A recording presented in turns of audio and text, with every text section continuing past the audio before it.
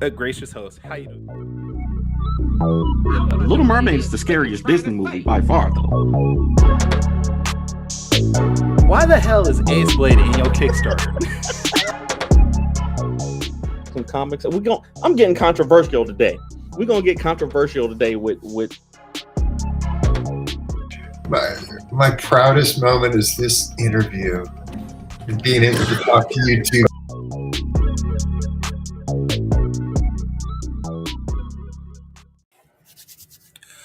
All right, let's get into this. Ladies and gentlemen, boys and girls, children of all ages, Taurus Comics, in collaboration with Fourth Wall Production, proudly brings to you the Four Tales podcast. I'm your host, Kyron Silva from Taurus Comics. Across the way is Perpupa, playwright of Ace Blade, Danny J. Quick. And together we are your two award-winning blurred comic creators here to help you find your next favorite comic. We are live on Facebook, Twitter, Twitch, YouTube, and a host of other programs. So if you're listening or watching us live, thank you for your support. Don't forget to like, subscribe, share, and review this podcast because all your positive reviews and interactions help us reach a bigger audience. I'm out of breath, and I have no idea why. Whatever. Oh, wow. Specs is true. Danny, if anybody watches our video, you can tell Danny has good Wi-Fi today. Hey, we'll see. We'll see how long it lasts. The show started, and I'll tell you what I know. I'll tell you what I think it is. Okay. So my wife just finished up with a client, so she went to go get breakfast. I know, me and my wife, we share the Wi-Fi between our two businesses.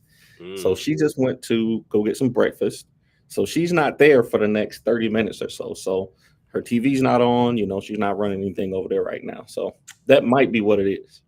So you've heard it first. Danny is blaming his wife on everything. That's what I do. Have we just met? Like, I always blame the wife and the kids for everything. Like, whatever is going wrong in the world is their fault. Well, yes. That's what we all do as adults. We blame somebody else for what our issues are.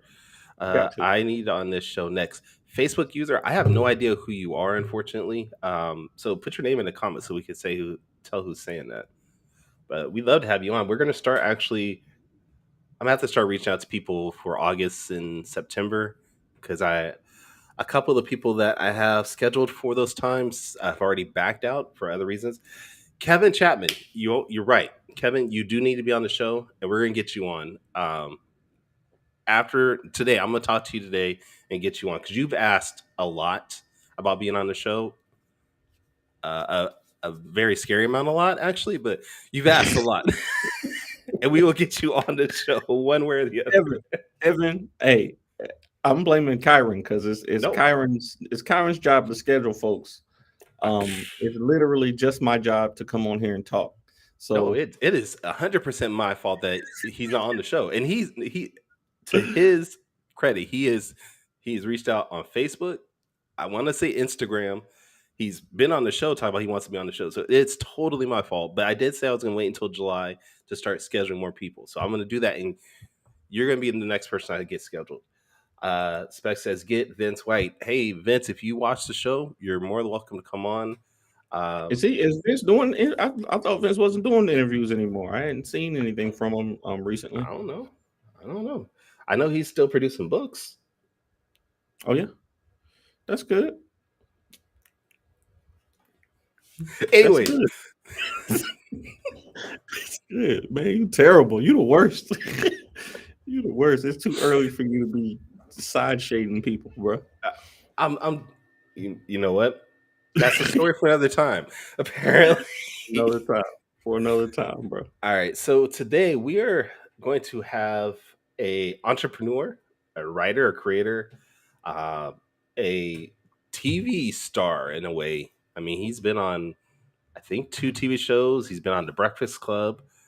But the person we were talking about is Manuel Godoy from Black Sands Entertainment. But we don't know when he's going to be on. We're still waiting on him to show up. So, Manuel, if you're listening, we're ready for you. But in the meantime, Danny and I can always talk. We don't mind. We don't mind. We'll get on here every Saturday morning and just chit chat if we do. I never got a return invite. Just terrible. Who's that? I don't know. Facebook don't put people's Why you- names. I wish you would see. That's why people should either watch on YouTube or and Twitch, because it always tells us who it is on YouTube and Twitch. But Facebook is just like that sometimes. I was on time when I guessed it. Javon, Was it? Oh, was that Javon? Javon Okay, Stokes. yeah. And you're right, Specs. This I don't know if this CP time does strike again, but you know, and unfortunately for us, it's not the first time. This It's is always CP time. our time of our show, but someone's too busy.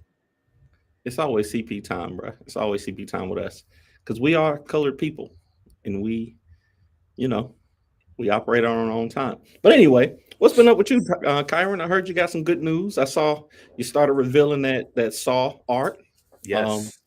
You don't want to just go ahead and reveal the whole thing here on the show since we got a captive audience? I mean, okay, if you want, I'll do it. I gotta figure out how I do this again. Oh wait, damn it! Because you do this all the time. You throw stuff at me. I'm not prepared, and now I got to set this up where I can reveal this. So It's literally my only job. Let me do my job. At least right. I'm consistent with this. But no, yeah. I'm really excited for this. This creator, I've followed her for a while. I loved her work, and I was excited when she agreed to do this. Hold on. So, all right. So, if you are watching the stream, thank you. You're going to see the first cover. It's a variant cover to Saw the Lightning Wielder issue 4, and it's done by the amazing created Wendy Gale. Oh my god! And look at that. That's beautiful. It's Saw with the Protector, Marcus Roberts Protector. Wow! And I'm excited for this. It's just so beautiful. It is. My god! When she first showed it to me, I was like, "That is everything I wanted in a comic book cover." And I just, look at the lightning bolt. Oh my god! I instantly knew who it was. It was instantly recognizable. You check out the hair, though. I mean, the hair flowing in the wind. You can see it's so dynamic. Yeah, and I love how she threw in the Protector, because I mean, the Protector is so well known, but she was like, "He's not as well known as Saw. I'm gonna put him up in this." So, Thank you, Wendy. This is amazing. Terrible. Michael Watson, we hate you too. Wait, why does Ace Blade have weak ankles? Where did that come from? Bro, people with the disrespect, bro. People just want to disrespect Ace Blade all the time, bro. It just be like that. John, what's happening? That looks like Danny drew it. You're right. It does look like Danny drew that. See, stop it. I'm getting better. Right. But no, okay, in all seriousness, if you're interested in being a comic book cover artist, go to my website, sawcomic.com. I'm running a contest right now until the end of August 2022. That if you want to draw your own comic cover, you can be possibly the winner of the contest and be the next Kickstarter exclusive cover. Plus, on top of that, you'll win $150 if you win, $75 if you come in second, and $35 if you come in third. What's up? Tony's on here. Spec said he's going to do it. Hey, I've actually already gotten one person to submit. Maybe I should show that instead. No, I'm being 100%. All right, let me actually show that one.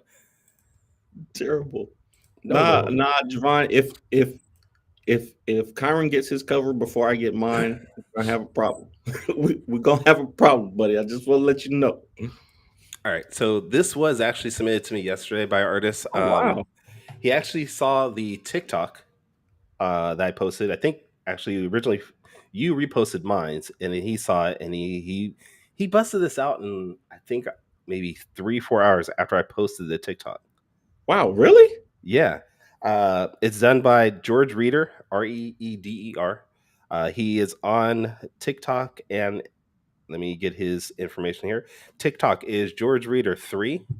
He's on Instagram at RevGR33 and Facebook Rev.Reader. And I was like, this is amazing for a 3-4 hour image. I mean, I Nice, don't know. nice. I like it. It's good cover too. Like Yeah. it's powerful. She got the protector pose on. I like it. Yeah. So You said what's his TikTok? God, didn't even make me go back and look at this now. Damn it! You're You supposed said to George Reader. George Reader 3. So Oh yeah, yeah, yeah. GORGEREEDER number 3. Oh yeah, we're following each other already. Yeah. So yeah. If you're interested, go to sawcomic.com and submit an entry. And I don't care if it's black and white. I don't care if it's colored. I don't care if it's drawn by crayon. Blood I would not accept, but hey, I guess that's what you got. That's what you got. But dude, give me what you got. And if you win, it's $150 in your pocket, and you get to be the next cover for my amazing comic. So go online. I love it. See, let me go and show George Reader some love. That's dope. All right, let's see. Kevin Chapman said he would do an Ace Blade cover, but Danny owe him $13 for some Chico sticks. I sent you that $13. Stop it. I need to know the backstory on Chico sticks though, and $13. Wait, don't just drop that in the comments and not tell me what's happening on this. I don't owe Kevin anything for anything.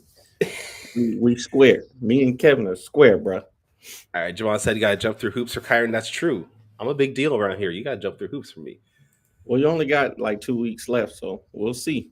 No, you got this to end of August, not July. You got to in August. That's what I'm saying. I want to give people enough time that they don't have to feel like you be able to draw somebody in. I might be able to put my hat in the ring. Hey, let's see. All right. So Facebook user says, "What is next for Ace Blade?" Because we always got to talk about Ace Blade, apparently. I mean, so what other point is there for me to be on this show? No, I'm lettering Ace Blade number 6 right now. About time. And the book is not due to be out until December, so we're actually ahead of schedule for Ace Blade number 6 getting out. And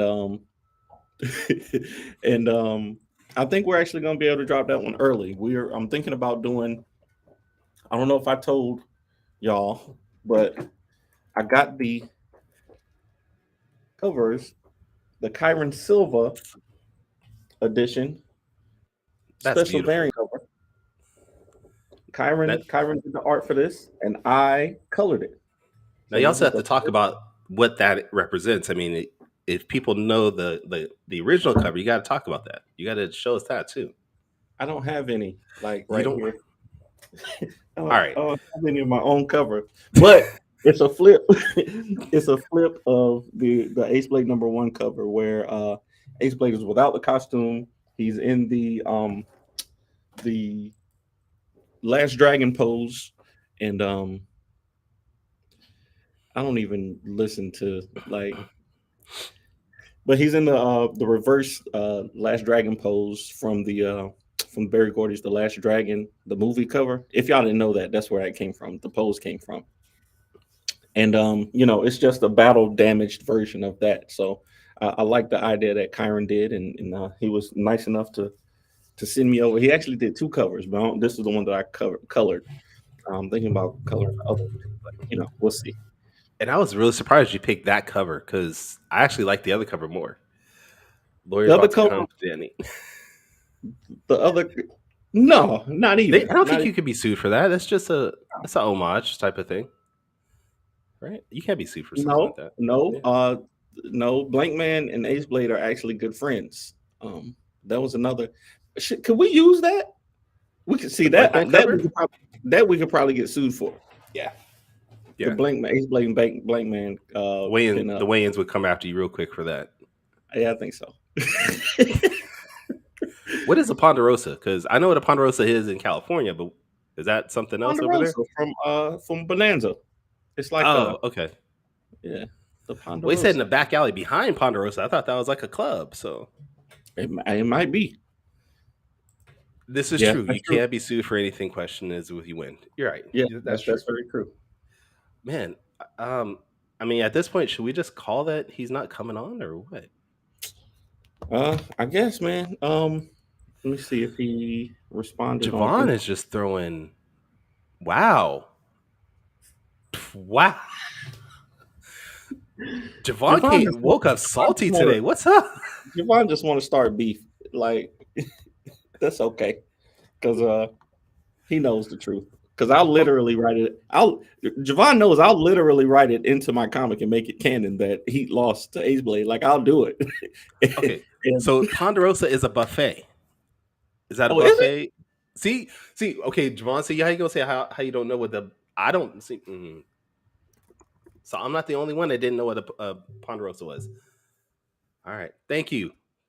I thought it was a kind of a Ponderosa is a tall, slender pine tree, the most widespread conifer in the western North America, planted for timber and as ornamental. All right, so this became Discovery Channel now. Is that what's going on? That is the one definition. But there's other things that probably use the name Ponderosa, though. Yeah, that's why they called the open field in Bonanza the Ponderosa, because it was just a field of, like, it's surrounded by trees, surrounded by the tree. See, Spec said it's a club and a restaurant, which I thought that's what it was. I figured it was like some type of club. Who knows? It's got so many definitions. All right, so cool story, bro. Hey, absolutely. All right, so the future of Ace Blade is he gets beat up by Heat and lumberjacks behind the Ponderosa. All right, we got that. That is our Ace Blade quota of the day. We're not talking about Ace Blade no more. Wow. Terrible. Who is this Facebook? Who is Facebook user? Because that's it's not Javon, because that's Afro Samurai. Oh yeah, that's right. Damn it, Kevin. Sorry, Kevin. It's hard to remember which Facebook user is who at this point. Y'all just hating today, bro. Y'all just hating. I'm glad it's not thrown towards me. It's always towards you, though. It always is, and I never done nothing to nobody. All I do is try to, highlight other creators and teach people what I know. That's all I do. I'm assuming this is Kevin that said that's not him. So we have two Facebook users in the chat. So second Facebook user that's not Kevin, if you can tell us who you are, that'd be great. Who's doing all this hate? All right, so let me ask you something, because we did talk about this before we started the show, that you had a lot of questions about Black Sands. What were some of the things that you were going to ask him? Oh yeah. So I was actually listening to his podcast, and he talked about Mally. It's Mally. That makes sense. Yeah. I mean, do we have the ability to block people? Yeah, I think we can actually on that one. Okay. I'll take Ace Blade slander all day, but we not disrespecting the legend Brandy in this show. Not here, Satan. Not today. The one thing me and Kyron can agree on is there will be no Brandy slander. Okay. No Jan Jackson slander either. Don't even throw my way. Right. But no, I was gonna ask him. I was listening to his podcast. He started a new podcast, which is I think why he reached out to be on the show to talk about. And he was talking about the difference between vanity metrics and measurable, actionable metrics. And how it's a lot of people will look for the likes and the comments and the shares and the reads. Like, you can put your book up on. He gave a story. That's a lie. I thought I blocked you.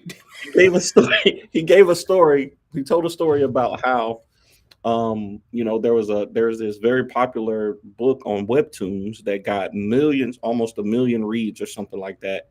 And then when they took it over to crowdfunding, they could barely raise $4,000. See, DJ knows, and he's in the industry. See, he is.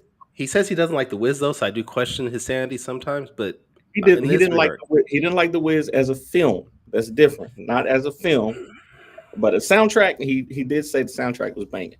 Okay. All right. Anyways, What the I hell? see, now we got to block 2 people. We got to block 2. Why are we blocking so many people on the show? You were It is doing too just early for fine. this. No, Doing just BJ, fine. go away.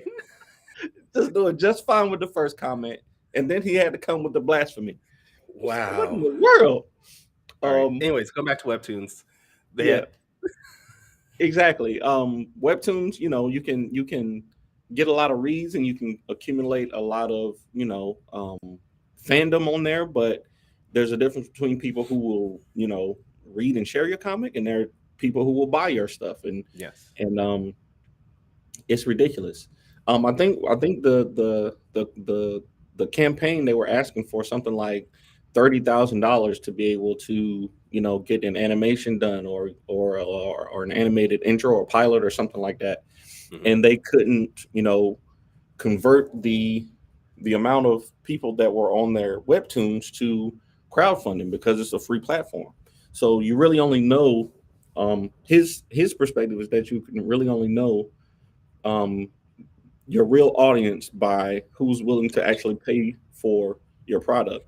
And I was going to ask him, his thoughts on that, and if it's even worth going onto those platforms because of that. If it's something that if I would have put the first chapter of Ace Blade or King Supreme on Webtoons, and it gained all this steam or whatever, but would it even be worth the effort to use those, or if it's just a waste of time in his opinion?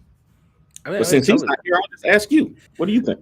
I mean, I think that's a case by case scenario. I mean, there's definitely been situations where people have used webtoons and other free platforms and have gained a following that's willing to purchase. Like, I don't remember their name right now, but there's a couple on Instagram, and they basically animate their life as a parent, and they just show like what sort of like what George Gant does. Just does all these funny situations about them being a parent, and they were able to translate that into a bunch of book sales.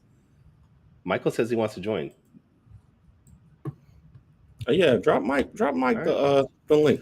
All right, I'm gonna put this out to anybody that's watching the stream right now. If you want to join the stream, let me know right now in the comics, and we'll put you in. But I think for something like that, I got to say that Not Javon, though. that's Javon is hating, not Javon. No, I'm just playing. I'm just playing. But anybody who wants to come on, y'all come on and join the stream. all right. Wait, well, y'all gonna put me? Okay, fine. Where's Javon? Hold on. But I think that it is a situation that it's not necessarily just using those platforms, but it's also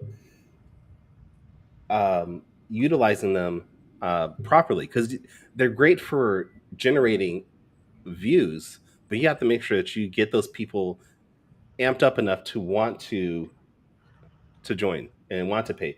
Vicinia Designs. I don't know who you are in real life. Do you have?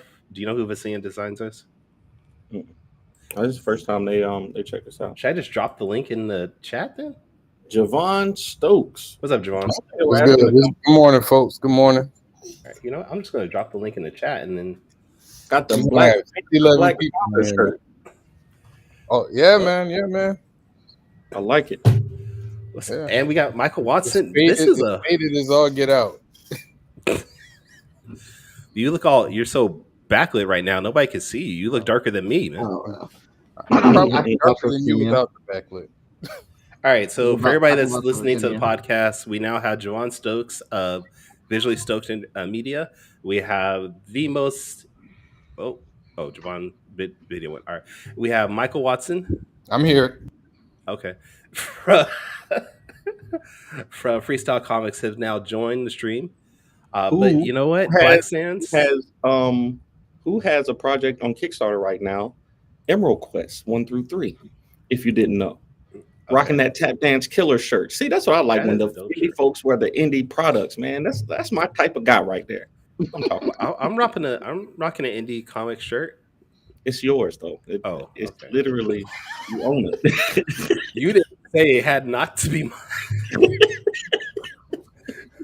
Terrible. So what do y'all think? What do y'all think about those vanity stats? What do you think about having a lot of reads? And Like, cause I have a similar issue with TikTok. Like, I can convert sales on TikTok, but it's not nearly what you would think. Like, I got close to 70,000 followers on TikTok, but a lot of them aren't there I think for. you're over 70,000 by now.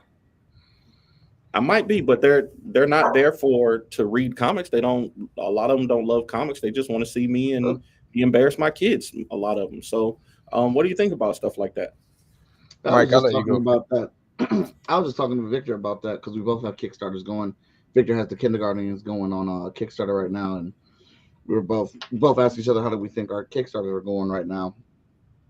And I was like, man, I can't tell. I feel like we have one of the best looking campaigns that we've ever put together with Emerald Quest, and the artwork and the covers and stuff look really good.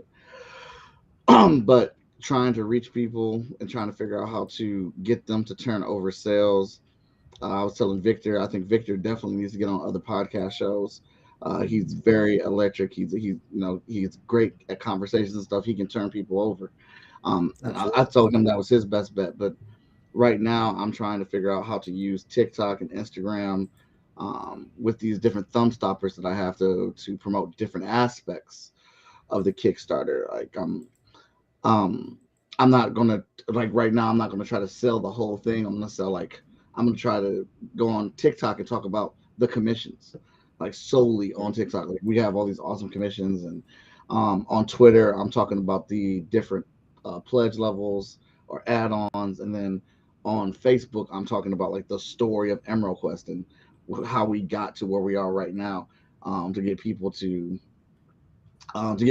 try to turn in their money, because I get a lot of people to follow me on Facebook or watch my streams and laugh with me, but there's only a certain amount of people that will put their dollars down instantly when I put out a product. And it's like when I talk to people, I can convince them to do stuff, but that and we talked about this as short fuse, but that reoccurring money that comes off the table when you're not online, when you're pushing your when you just want money coming through on your website, it's a hard sell, man. Everybody complains about Marvel and DC, but they still buy Marvel and DC.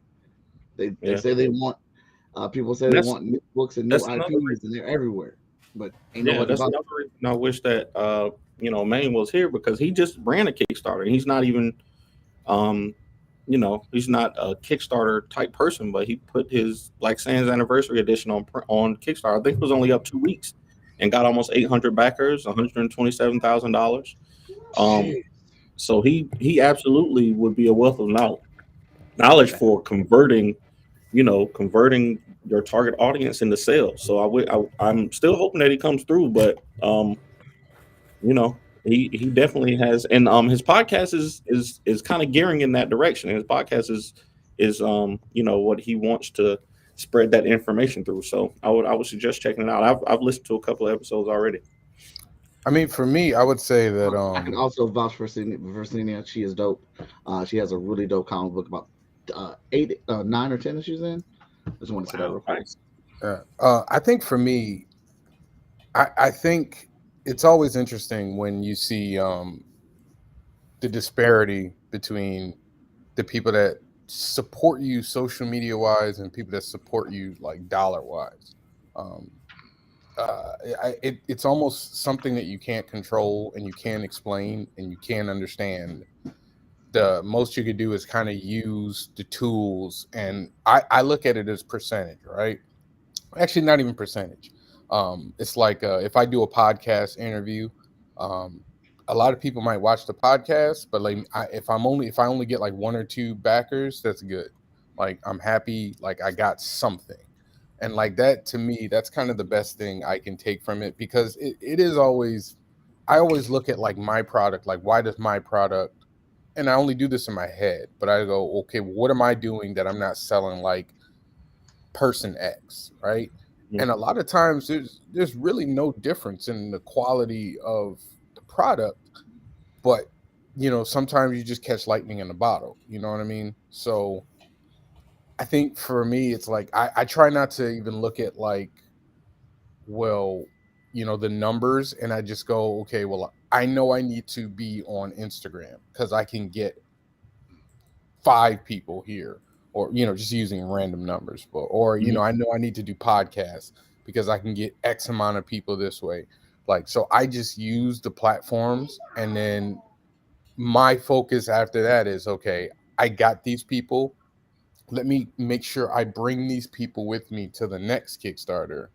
And then I go through the whole process again, hoping that I get 5 more people here and 10 more people here and such and such. So, I mean, I would have loved to hear the conversation, but that's how I look at it. I mean, there's always going to be a huge disparity between, the likes and the dollars.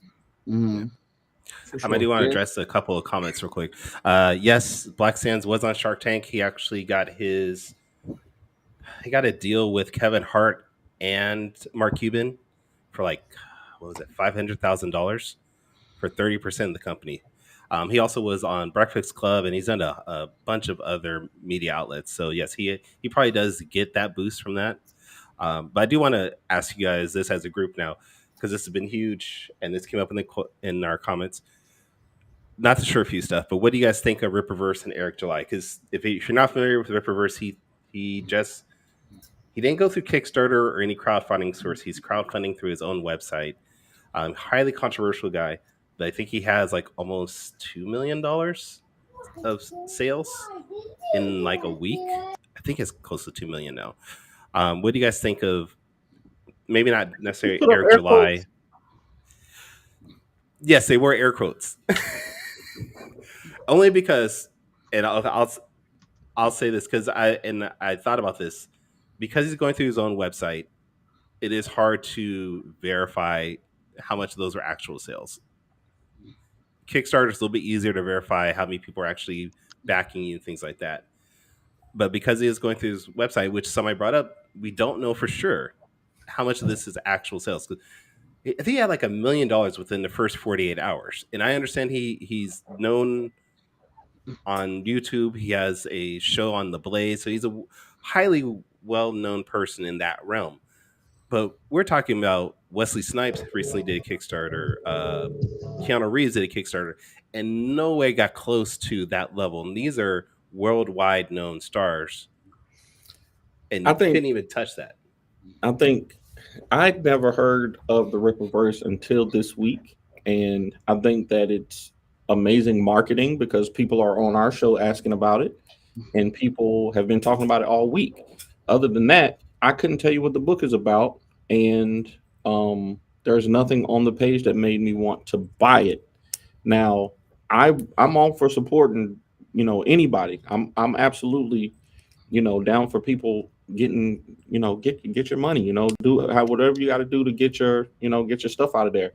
But like I said, I just never heard of it. It's not somebody that I had any affiliations with or was any groups that I literally never heard of it until this week. So, and I'm just not in a position to be able to support financially right now. So, I mean, normally I would, if I had the money and I saw, Black man doing comics, I'm gonna buy it. I just ain't got it right now. So, I have not heard of the Ripperverse until this moment. So I don't know what it is. Are you serious? I have not heard of that until you just brought it up right now. I just tried to look it up online. I have no clue what it is. I can't speak on it. I do agree with BJ on this.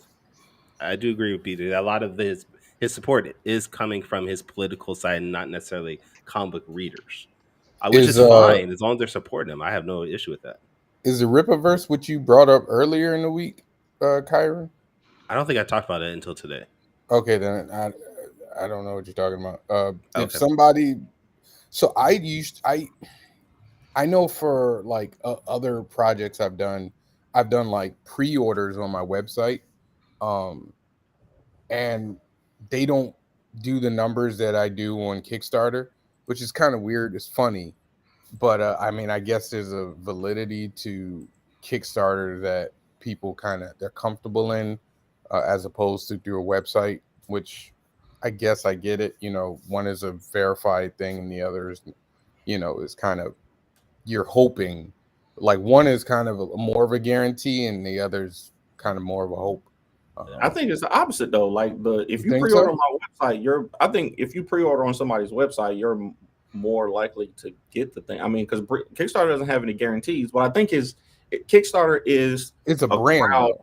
Yeah, Kickstarter is a brand, and it's about the experience of supporting somebody. Right. You know, the whole brand is built around that experience of support. So if you're the type of person who's like, I just want to throw some money at this and I want to support that, then you know this is the place that you go. Whereas you're not, it's harder to get a crowd to do the same thing to like us, like the store. You know, we had, when we did our grand opening, we had 30, 40 people in here, but you know, those same people aren't going to come back, you know, every day to, you know, to do whatever. And then I guarantee if I do a Kickstarter for the store, I could probably get 100 or 200 people to pledge to support it. So, you know, it's like, I mean, that's just said right there.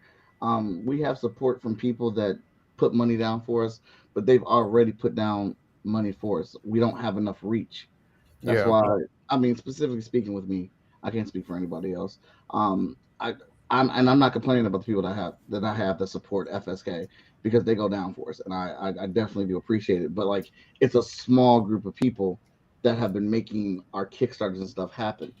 Mm-hmm. And when it comes to the website, one of the reasons why I don't think we get a lot of website sales is because those same people already have all of our shit. They already bought all of our books. Mm-hmm. They go to our comic book conventions. They go to our events. I remember when we did Dollathon for FSK Day. Mm-hmm. And that was probably the highest day of sales that we had on our website, because we were asking people to donate $1 just to help us raise money for comic books. But then we also had all our stuff available on the website that day, and people were going back and forth and buying it. We did, like, in one day we did $900, and just for, but that was a big event that we pumped up, that we advertised and promo for. But like, it's how do we get more reach? That was the main reason why I did want to watch today's episode, so I could figure out how did that man start off to get the reach that he got, because even without Shark Tank, even without Breakfast Club, even without all the he still managed on his website to get a bunch of people that to support that book, to buy it. I can tell you what he said in his podcast. What he said in his podcast. Ads. He said, so they did, conventions and stuff like that. They did holiday season, kiosks at malls and stuff like that. But then once they got to the point where they weren't doing their own distribution, like he said, he and his wife were overwhelmed with the distribution that they were having, in-house. They were starting to deliver stuff late and, all that good stuff. He said he decided to pay somebody to do distribution, and in order to continue getting the new audience of new people, he had to key in on a certain demographic, which is Black parents and their children. That's his demographic, Black parents and their children, and run consistent ads on social media platforms in order to reach those people consistently. So I'm sure if y'all are Black parents like I am, I'm sure you see Black Sands ads on your Facebook, on your Instagram. So I think that's how he did it. And I don't have Tyler's backing it up. He's saying ads are essential. See, that's hilarious, because most people I talk to say, specifically Facebook and Instagram, those ads don't work. They don't generate any. Not work for me. So it's not just having the ads, but it's having a certain type of ad. Yeah. They don't work for. They haven't worked for me. But I'll tell y'all the truth. I had a small conversation with BJ, who's in our comments. Brandon Jackson has. Oh yeah. Well, who was in the comments? he kind of explained ads to me in a way that I never thought about a couple of months ago. And next time I do ads, I truly believe that they'll work. But I've thrown $100, $200 at ads before and never got any feedback. But the plan that BJ came up with, I think makes a lot more sense because of the way that the algorithms are and the way that computers learn the audiences as they go. So I don't know. Next time I try it out, if it works out, I'll let y'all know. Yeah, I was doing. I want to try. I was doing Kickstarter ads. I'm not Kickstarter. I'm sorry. I was doing ads for Heat. Maybe like around like the first couple of issues that I was doing for Heat. I was doing ads and I was putting money into it like on a weekly basis. Like I was putting money. I don't think anybody. I'd be shocked if any of the people who saw the commercials or whatever, the ads, are still reading today. Like, for me, my readership has always been strongest from comic book conventions. Like that's where I get new readers. Like I've got people who've been riding with me, new readers from like my first Comic-Con. Like that's where I've found my new readers. I would say 70% Comic-Cons, 20% Kickstarter, and then the balance is probably the podcast that I've been doing. Like podcasts have been, and that's even growing, especially to top 5. Like top 5 has made more of my name than in the last year at an accelerated level. Because people know that you be wrong and they be wanting to help because they know there's something wrong with you. Damn, he already started. Listen, we're not going to this is not top 5. We're not going to talk about who's wrong on top 5. Don't start. Tyler, are you saying I was in the Stoke podcast mode right now, man. Wait. Okay, you just pulled me out. Would you say what, Mike? Tyler, are you saying that you have to put $500 or more into the ads to make them work? I'm just trying to make sure I understand your comment. I think from what I understand and what I talked to about BJ, I think he's saying you have to like run them continuously. Like you got to do 6 months of ads to at whatever price. So if you put $100 or $200 a month into ads, they get better over the lifespan of the ad because they learn your audience. And no, I think he is saying you got to put down $500 plus. No, you got to put a lot of money down because they get it by views, I believe. Like you pay by views.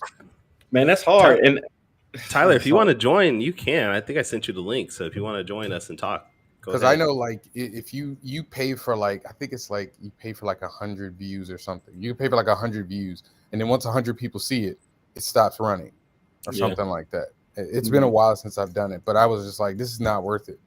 Like, and then at the same time, because we are in comics, it's harder to meet that paywall. So if you're paying for $2 to convert a person for a $5 comic, that doesn't make sense financially. You have to have a trade or a combo set. Like if you're doing a t-shirt, like Mike, I know y'all got a lot of t-shirt and comics and stuff like that. If you put together, a $80-$100 package and you're running ads for that, it's going to come out better than, running for, Ace Blade 1 through 4 or EmeraQuest 1 through 3. Like it's so much that goes into it.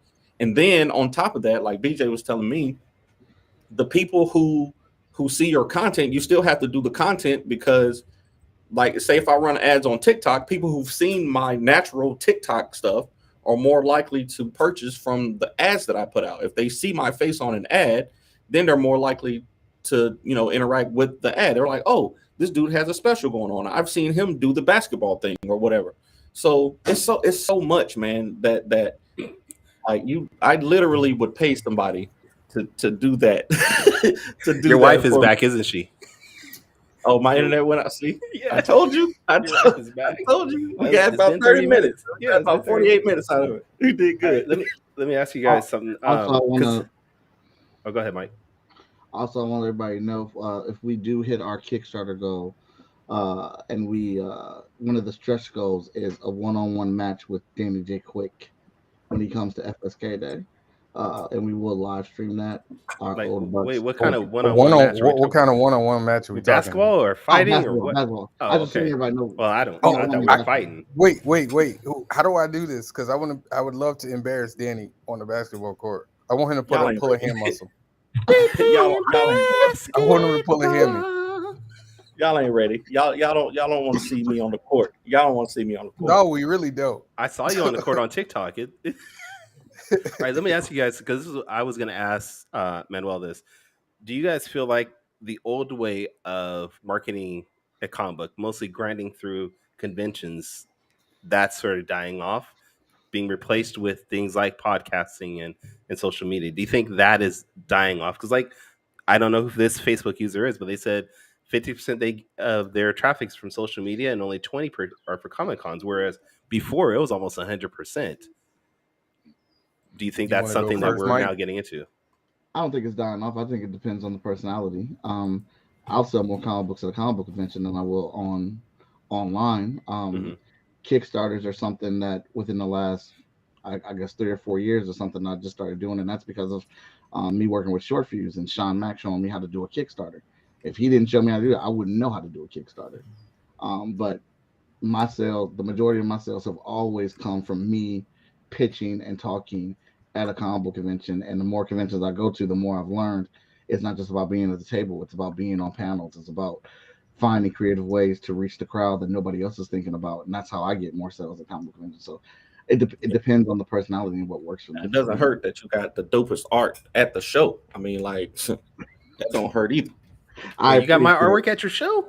I thought you were talking about me. I was like, did I send him a but cover legit. already? Oh, my bad. But legit, I love all y'all as artists, but I don't buy prints because I prefer traditional. Like, I want art that I can collect and is only mine.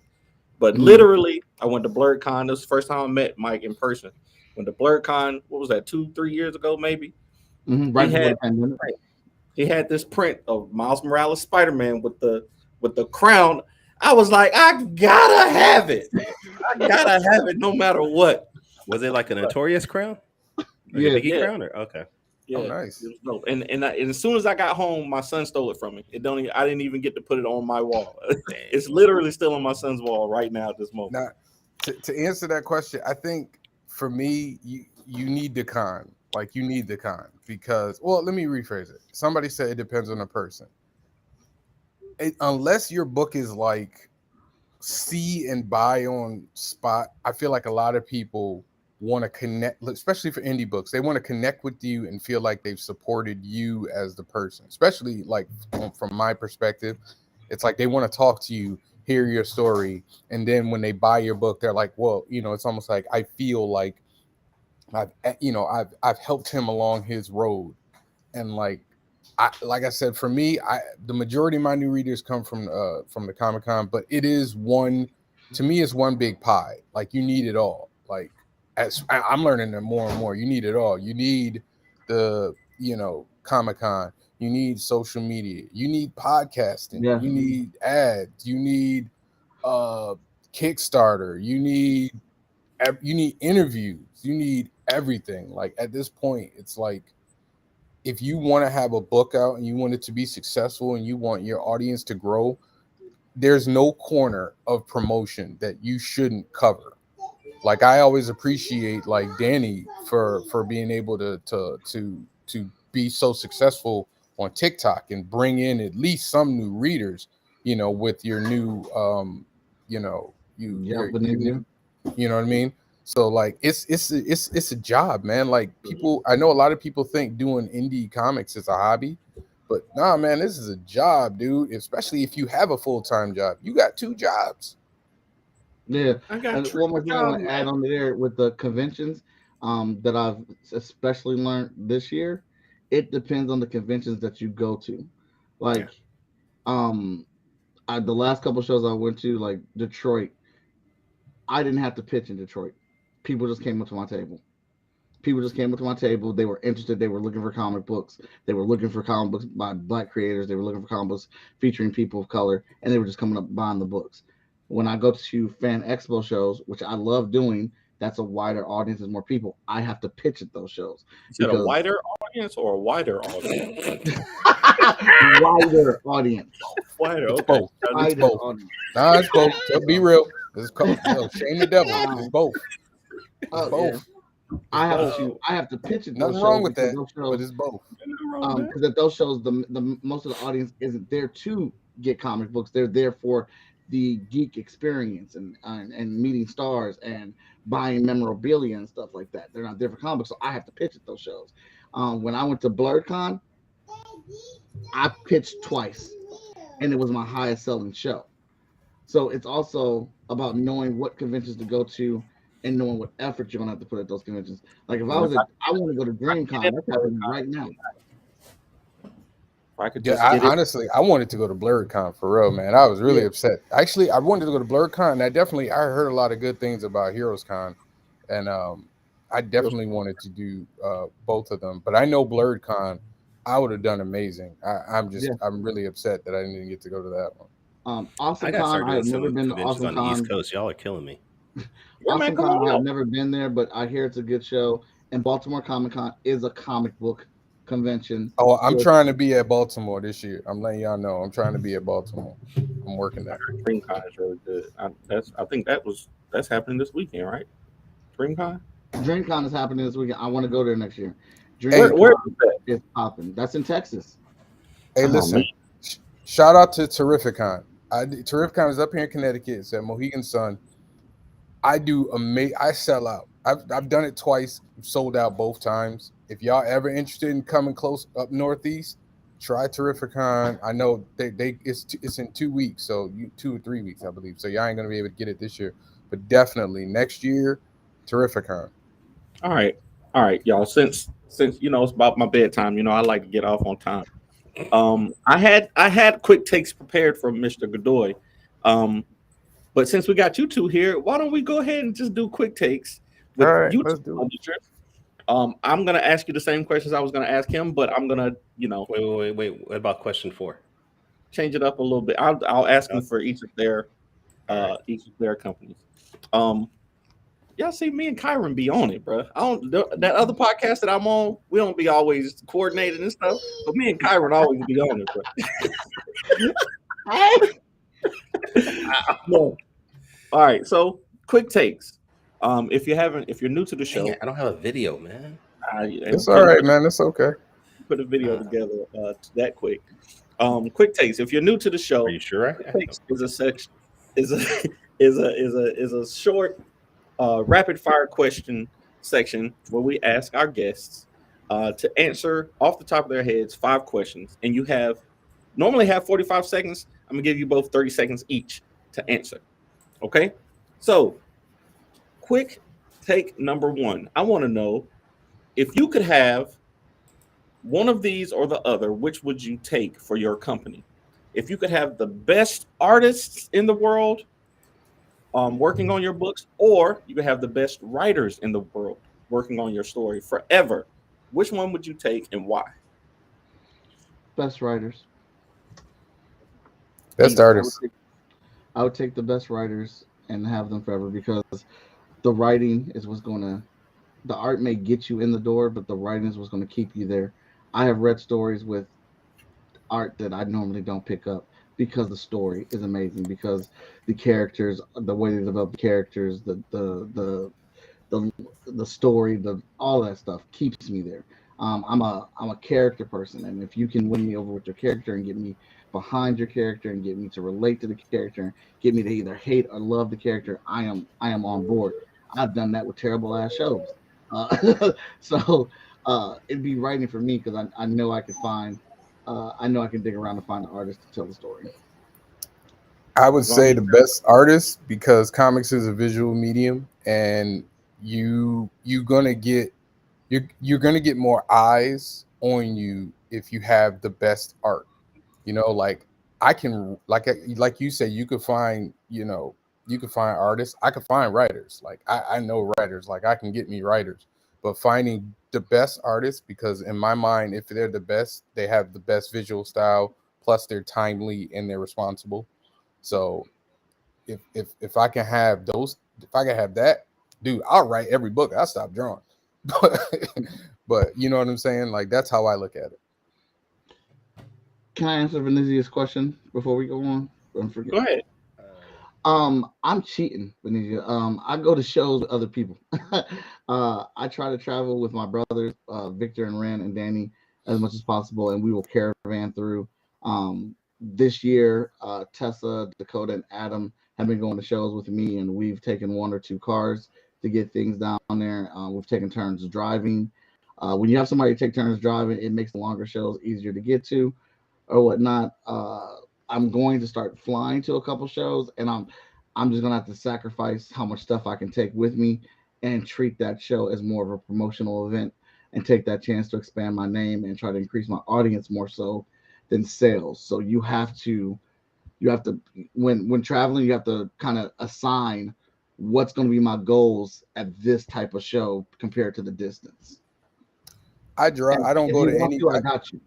I try to drive. Any con I go to is usually in driving distance for me, and it's usually me by myself. So I'm driving. So and now every now and again, like I did Dragon Con, and I flew to Dragon Con, and what I did for Dragon Con is I flew there, and then I ordered books, and I had those books shipped to my cousin who lives Jamari. You guys know Jamari. Jamari. I had him shipped to his house. And Dragon I just Con picked them up is in Atlanta, right? That's in Atlanta, yeah. So I just picked the books up from there. I know sold Atlanta show. X amount of amount, and then whatever I had left over, I just shipped back to Connecticut. But 9 times out of 10, I'm driving wherever I'm going. But go ahead, Dean. I'm sorry. That was a good question. All right. So question number 2. Which is the better way to support you and your characters? Fan art or cosplay? Cosplay. Cosplay gets more for me. Cosplay gets a ton of attention. It's once that cosplay is made, that person can go to different shows or whatnot. When we were at what was the show I was at? One of the last shows I was at, this girl came up to me because she saw my cosplayer dressed up as Vigilance and asked, "How do I get a Vigilance costume? I want to get it. I want to pay for it, and I want to wear it to other shows." Fan art is great. It's nice to have, but cosplay is so popular. It's so in right now. If you get the right name for a cosplayer behind you or behind your IP, it will bring and draw attention. And that's a constant thing because cosplayers are getting invited to these shows. They're doing tutorials. They're online. They're doing Patreons and everything. I think they have an amazing reach right now. Dragon Con, from what I hear, because my friend Marcy goes there, she's a big cosplayer, is mainly a big cosplay convention. It is. Why I do have cosplayers dress up as our characters. It instantly helps the sales of our stuff, and especially when they get in competitions, they can just walk up there. I don't need you to win. I had Vigilance in cosplay contests all the time. I don't need her to win. She walks up on stage and they're like, "Well, who are you?" I'm like, "I'm Vigilance from Freestyle Comics. Table 220. Come get your book." I love it. Hey, I'm gonna have to go. I'm gonna have to go with cosplay. He's right. I've never had somebody cosplay as my character. So I think if I were to ever see it, I might lose my mind. So more so, like I enjoy getting fan art, and I've gotten some fan art before. But to get somebody who to me, there's so much time that goes into making a costume, even more so than doing the art. So like you gotta love the character to make a cosplay of it for the most part. And to see if I ever saw somebody as Heat or Strong, man, listen, you ain't gonna be able to tell me nothing. I knew cosplay hit when Marcus Williams just had random people making costumes of his characters. Yeah, I knew their book had reach when people would just come up dressed up as Tuskegee ears. Yeah. I was like, "Oh, hey, this is what's up." And older people, like older Black folks were. There's a couple that I saw when we were at HBCU Con. They came as a couple in dressed as Tuskegee. I was like, "Yo, y'all got aunties and uncles out here cosplaying." It's a it's a wrap. Yeah, it's a big thing, man. All right, question number 3, and this is a question that I've been asking a lot of people. So question 2 and 3 are questions that I ask a lot of creators, and y'all know why. Big cons or small shows, and why? Big cons. I get more money from big cons. I know. Listen, well, it's not even just money; it's more eyes. Like if I do a small con, I give you an example. 9 times out of 10, a small con is usually like a day or two, right? and you're getting a fraction of the amount of people who go to big cons. So yeah, you get a chance to sit and talk with people, and you can get them to be fans of yours, and you get more one-on-one time. But like in a big con, for me at least, I can't speak for other people, but I'll have like one person will come up and I'll start talking to them, and then it's like 2 or 3 or 4, and I got 4 or 5 people in front of my table, and I'm talking to 4 or 5 people, and 9 times out of 10 I got to walk away with like 4 or 5 people buying my stuff. And there's such a flow of traffic. There's more traffic and more eyes, and I'm all about getting eyes on my product. Whereas a smaller con is more about connecting with people one-on-one. I need eyes on my product because I need more people following me, more people buying my product. I need a connection. See, I like the eyes, but I prefer the connection. So what about you, Mike? What do you say? If you work a convention right, every convention is beneficial. Of But course. I'm gonna have to say bigger shows. And again, it depends on how you work the bigger shows. At the bigger shows, I've been invited free of charge to bigger shows than I have smaller shows, which gives me the opportunity to get on panels. It gives me the opportunity to act out. At bigger shows, they have lines in the morning where people are waiting to get in for an hour. I go outside and I go talk to those people. I do what's called the hype line. I do trivia with those people. I bribe those people. I make those people laugh, and I'll get a certain number of those people to come back to my table either immediately when the doors open or trickle throughout the day. And then when I'm on panels, I'm talking and people are getting to hear me speak. I'm getting to speak to an audience I don't normally get to speak. And generally speaking, I get to also stream that from my phone, and then I get those people to come back to my table. Then within the eyes of the convention, they start seeing me and they're like, oh, that Mike Watson dude, he's about business. That Mike Watson dude brings people in. He's an entertaining dude. He's flexible. He can do I felt in for other people that have bailed out and haven't come to their panels and stuff. And then when I get actually at my table, my main concern, we all want to make money. But when I'm at a bigger show, making money becomes secondary, and it becomes how do I win these people over? When I get people at my table and they're interested in listening, I'm not really talking to those people. I'm talking to the people that are walking past the aisle. I'm talking to the people that are looking down here now, like, why does he have so many people at his table? Yep. I remember one time, actually, I'll never forget it. Victor and I got Chipotle to donate 100 burritos to us. And my wife now, girlfriend back then, brought the burritos to us, and me and Victor ran up to the front with her, and we pretended like we were secret agents, walking the burritos down and clearing the path for her. And then I stood on top of the table and I yelled, who wants a free burrito? And the entire convention floor came to our table. People were pissed. I didn't care because all those people were at my table at that moment, and they were all like, I want a burrito. I want a burrito. I was like, that's great, but you got to buy a Hot Shot book first. There you go. got to listen to me talk about it right now. And they were like, I had over 100 people at my table listen to me talk about my book. Other people were seeing this. The convention took pictures of it. People remembered us at that moment. And it's things like that that's helped carry our name through the convention. It's crazy. I've known you a long time now, I think social media wise, and this is the first time I've heard this burrito story. Like, this is the first time I've heard you talk about this. Shit. Like, I knew there was a connection with the burritos because Hot Shot, Michael Watson loved the burrito and Chipotle, but I didn't know about that story. I love that. That's dope. All right, let me get through these last 2 questions and we can shut it out.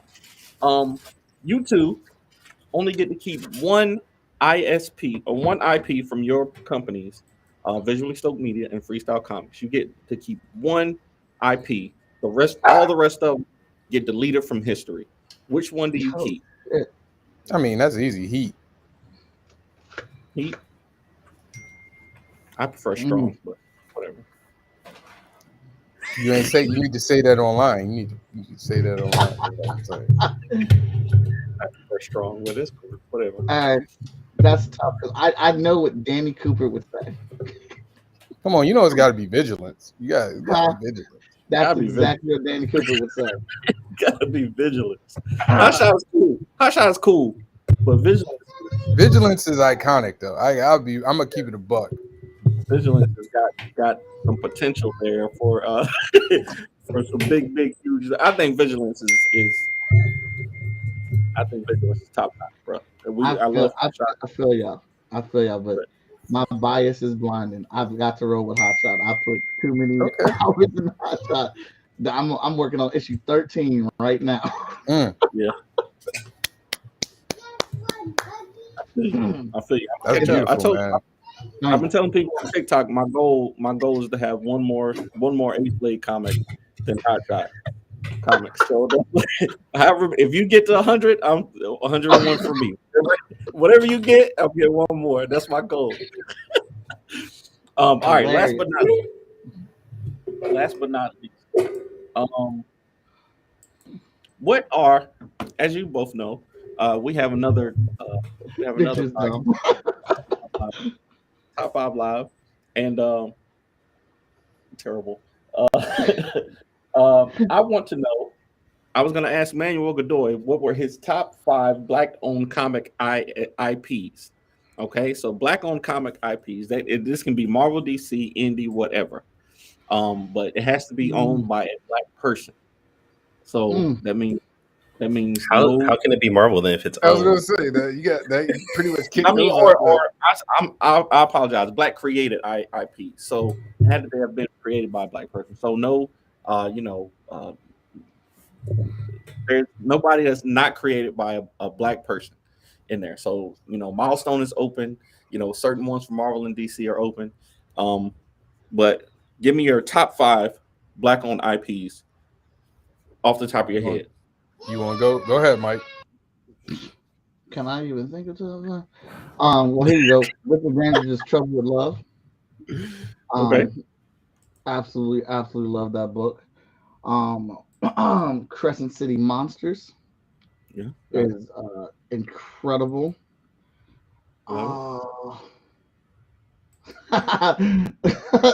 Kenji says so. No Marvel, and he just said the Samaritan.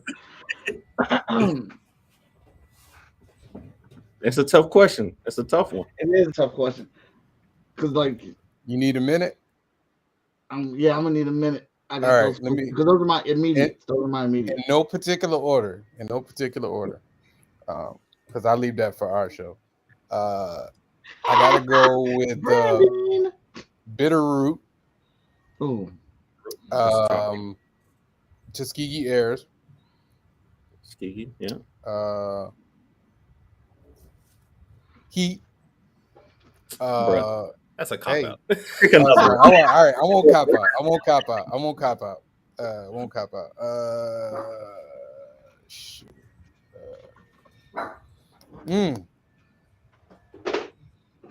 Y'all stuck, bro. Y'all stuck. I stopped them with this. I got it in my head. I just can't get Philadelphia. Roddy Barnes. Yep. Philadelphia. Black created or Black owned? Black owned. All right. Yeah, you know what though? Respect to Brother Man. I gotta give respect to Brother Man because he's been doing it for a minute. Oh man.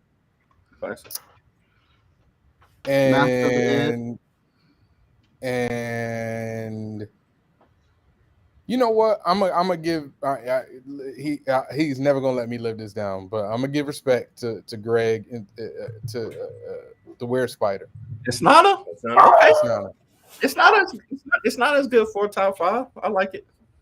I like that. Don't tell him I said that. Don't tell him. I want to blow his head up even more. I'm telling him. I like it. Did Michael Masters of the Edge? Masters of the Edge. Okay. Oh, my man said Brother Man. That's right for Afro Avenger. You got one more. See, disqualified. You put your own stuff in, you get disqualified.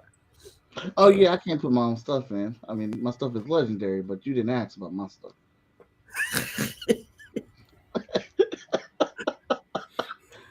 Because I'm really there's a lot obviously there are a lot of indie comic books I enjoy, but you're asking for my favorites that I put on par with My Hero Academia, You know, Spidey, Invincible, Right. and then top 5 black creators of it. Thank you. I'll take that one. True League is dope. I've never heard of True League. What? True League What? is hilarious. Wait, isn't True League also being distributed through 50 Cent company or something like that? He just did a deal with 50 in it. Let me see if I said that. Y'all send me the link, man. Send me the link. Hey, this was beautiful, y'all. I gotta get off. I gotta go. I gotta get ready for church. Right, wait, Javon. Before you go, where can people find your work? Your social media know, man. Visuallystoked.com. You can get all of that heat stuff. You can pre-order a strong book. I'm trying to get some stuff ordered. You can find me on social media. You can come see me at a Stoke podcast every Thursday, 8 p.m. And of course, you can watch me eviscerate Danny and Morgan on a weekly basis at Top 5 Live, 8 p.m. Tuesday. I'm always winning. They keep pretending like I don't win like every week, but I win. My goal is not to say too much, but the voting in your guys' group doesn't show you winning every time. So I said every other week. Oh, okay. I'm very careful with my words. My goal is always to entertain, so I don't care about the win. Y'all can have lies you tell. Y'all definitely entertain. Listen, Danny won a poll with one person voting, and he has talked about it for like 2 weeks now. But I won. You see what I'm talking about? I had an undisputed. There was 100% vote. You never got 100%. But all right. Anyway, Mike, thanks for being on, Javon. I called into their show one week because they all were frustrating me so much. I said, this damn show is the most diabolical, argumentative TV I've ever seen. Y'all's getting on my nerves. Oh, man. We just be happy. Hey, man, real talk. I'm going to say this before I leave. Top 5 has been a blessing for me in my career as an independent comic book artist. I have enjoyed every single week I've joined every single week with Danny and Morgan, and I've reached more people. All right, I gotta go. My son is trying to take my time. I love you. Be real. All right, Mike. Well, this is usually where we end the show. So I guess where can we find your work? I am most epic on all social media, most epic art, most enthusiastic person in comics. You can catch us right now. The Freestyle Comics website is fsknow.com. We have a lot of good merch on there, a lot of t-shirts, and all of our books. Then our current Kickstarter for Emerald Quest 1, 2, and 3, which are some bangers. You can go to fskgo.com. We have D&D commissions. It's a D&D themed Kickstarter. So if you play D&D or even if you play Destiny 2, we have several types of commissions to draw your character. We know it. You guys put a lot of time and effort into those original characters, so we want to capture them for you guys. And we have a poster print, we have a comic book size print, and we're even printing on D&D playmat, so you have your own unique one. I took some inspiration from Danny J. Quick with the Ace Blades. We got the Emerald Qs premiering on this Kickstarter. So I love it. Shoes. But yeah, you can catch us across that, man. And if you've already supported it, thank you so much. But I'm greedy. Can you give us some shares? Can you help push us out there? We got a big goal we're trying to reach with both these books.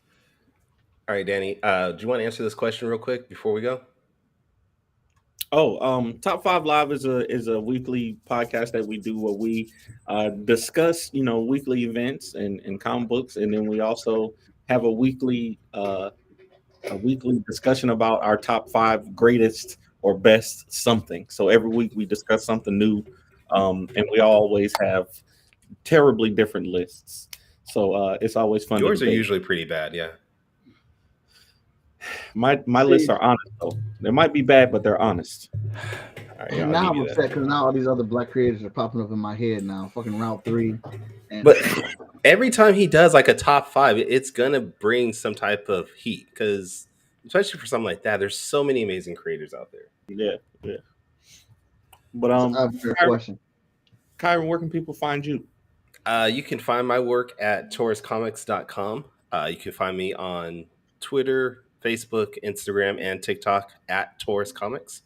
And if this is your first time checking out the Four Tales podcast, please go back you can go to 4talespodcast.com. That's the number 4, TALES podcast.com, and check out all our previous episodes, which we have things with, I don't even remember who we've had so far because the last 2 weeks, people bailed on us. We've had Dan Fraga, we've had Eric Larson, we've had Michael Watson a few times, we've had Lumberjacks. I can't remember his name right now. Morgan Iverson. It's been one of those mornings, but definitely check us out. Check us out on Twitter, Instagram, YouTube, please. And if you haven't already, please go to sawcomic.com. That's XOBCOMIC.com. And, please try to read up and see if you want to join the contest. You can win some money, possibly. But join us next week. Next week, we actually hopefully will have somebody that's scheduled to be on our show. But we're supposed to have Nick Garza. He's a creator here in California. He has a very fun adventure book called Bumper Pinball. If you haven't read it, go check it out. But hopefully he'll be on the show. He said he's excited, so we'll see how it goes. But until next time, sayonara, goodbye, and please take care of yourselves. Music provided by my brother, Quix Made It.